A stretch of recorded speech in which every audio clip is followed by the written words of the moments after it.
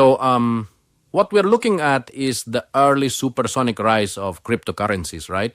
Initially, Bitcoin allowed anyone, literally anyone with a computer, to mine coins, but then things changed pretty dramatically. Mm-hmm. Absolutely. It's like back in the day, you could mine Bitcoin on your personal computer and get rewarded. 50 Bitcoin were up for grabs. Exactly, yeah. But as more people got into it, mining started to shift. Clever folks realized that using multiple machines could crank out more Bitcoin, and soon you had these mining farms where specialized hardware like ASIC chips were deployed on a massive scale. Right, yeah. And that led to a sort of gold rush, didn't it? Instead of being something accessible for everyone, it morphed into an industrial grade endeavor. Yeah, absolutely. It's like imagine discovering a gold mine and then having like huge corporations swoop in and stake all the territory. Everyday people, well, they're Mm-hmm. almost locked out. Not to mention that whole process ended up consuming an insane amount of energy. I mean, they say these mining farms are like as energy hungry as a small country. Exactly. And it's not just about energy consumption, it's also about control.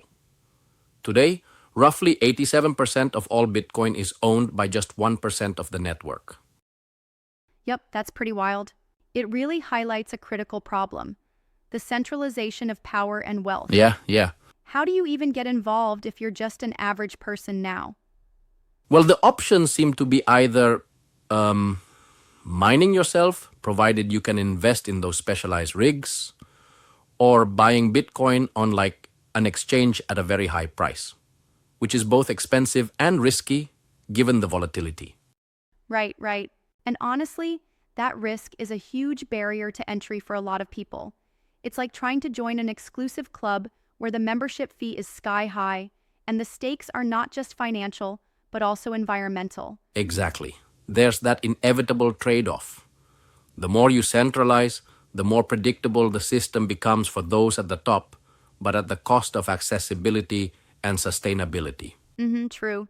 But don't you think there's another layer to it? I mean, Bitcoin was really groundbreaking because it kickstarted a way to bypass governments and financial intermediaries. It offered like true freedom and privacy for transactions. Yes, absolutely. Bitcoin's whole idea was to disrupt the traditional financial model by removing the need for a middleman.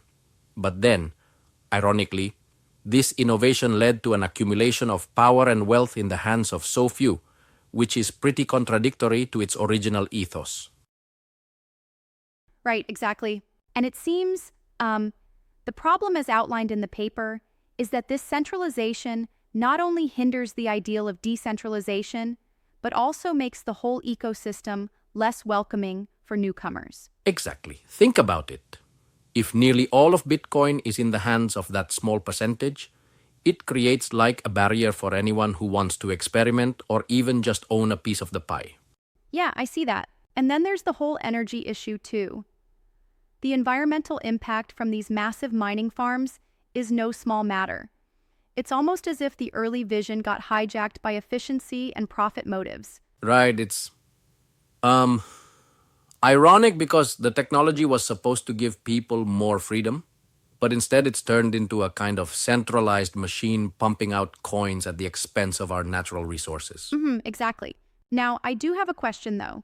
Some might argue that centralization helps with network security because there's like a concentrated and focused effort. What do you think about that? That's a good point, but honestly, I think it's a double-edged sword. Centralization might improve short-term efficiency and consistency in processing transactions, but it essentially sidelines the hands-on participatory aspect and makes the network Yeah, vulnerable that's a to fair abuses critique. of power. Exactly. And if you let one entity control too much, then there's a risk of manipulation and regulatory capture, which would stand in stark contrast to the decentralization principle the crypto revolution promised. Absolutely, this is why the discussion around new projects that aim to lower the barrier to entry is so critical. It's like, how do we preserve the original decentralized vision while still achieving scalability and security? that's the million-dollar question. And that brings us to the idea behind Pi Network, right? The original white paper seems to hint at solving this problem by addressing the centralization of mining power that made Bitcoin and similar cryptocurrencies sort of inaccessible. Yes, yes. By rethinking the mining or reward process, it aims to involve everyday people so that it isn't just the domain of those who can afford expensive hardware or energy bills. Right, exactly.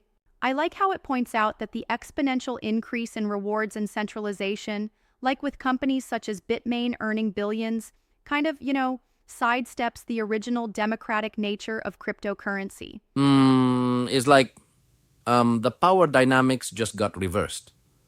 What started as a revolution for the common person ended up, inadvertently, being controlled by Right. just a select few. And then you have the other alternative, buying Bitcoin on an exchange, which not only demands a significant financial outlay, but also exposes you to market volatility. It's a tough spot for someone who simply wants to dip their toes in. Absolutely. And this risk factor was one of the key reasons people cited for staying away from the crypto space altogether. It's a paradox because the technology promises freedom and decentralization, but the financial and accessibility barriers push Exactly, it yeah. back into centralization. Right, so if you think about it, it's really all about balancing that original promise with the realities of large-scale innovation. Maybe there's a lesson here about scaling technology without diluting its core principles. Yes, totally. It's like being a chef, trying to prepare a gourmet meal for one versus a buffet for hundreds. The quality and uniqueness can get lost when you try to serve everyone in the same way. Yeah, I totally get that. And there's this argument that as technology evolves, maybe we need to rethink how incentive structures are set up to ensure that power isn't just funneled into a tiny minority. Right, exactly.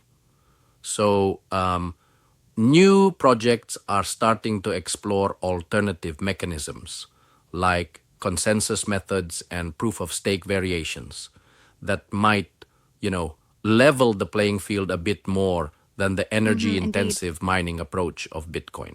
But here's a little challenge. While those alternatives sound promising in theory, don't you think they also bring their own risks and complexities? I mean, centralization might come back in different forms. That's a really good point. They often sacrifice security or robustness for accessibility. It's like trying to fix one problem only to create another. But perhaps a hybrid approach might work, balancing energy Right, I see what you efficiency mean. with genuine decentralization.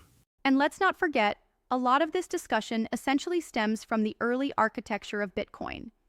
Its original design didn't account for its own success, which is why we see these gaps emerging over time. Yeah, totally. It's almost like the system was designed for a small, intimate community, but then it exploded beyond anyone's wildest expectations, leading to unforeseen Exactly. complications. So, in a way, the Pi Network Whitepaper highlights the problem by pointing out the centralization in Bitcoin's mining process, with its environmental cost, wealth accumulation, and the inherent barrier to true decentralization. Exactly. And while Bitcoin paved the way for digital currencies as a whole, now newer approaches are like trying to address these issues head on, ensuring that the system remains accessible and fair for everyday Right, participants. It's fascinating to see the evolution from a relative utopia of open participation to a highly monopolized structure, and now to a future that might bring us back to those more democratic roots. Definitely. So, really, the discussion is about making sure the promise of digital currencies, freedom, decentralization, and accessibility isn't lost in the pursuit of efficiency. It's a quest to realign technology with its foundational ideals. Exactly, well said. And that's the crux of it. A reminder that innovation must stay true to its principles even as it scales up, without leaving regular people out in the cold. Yep, absolutely.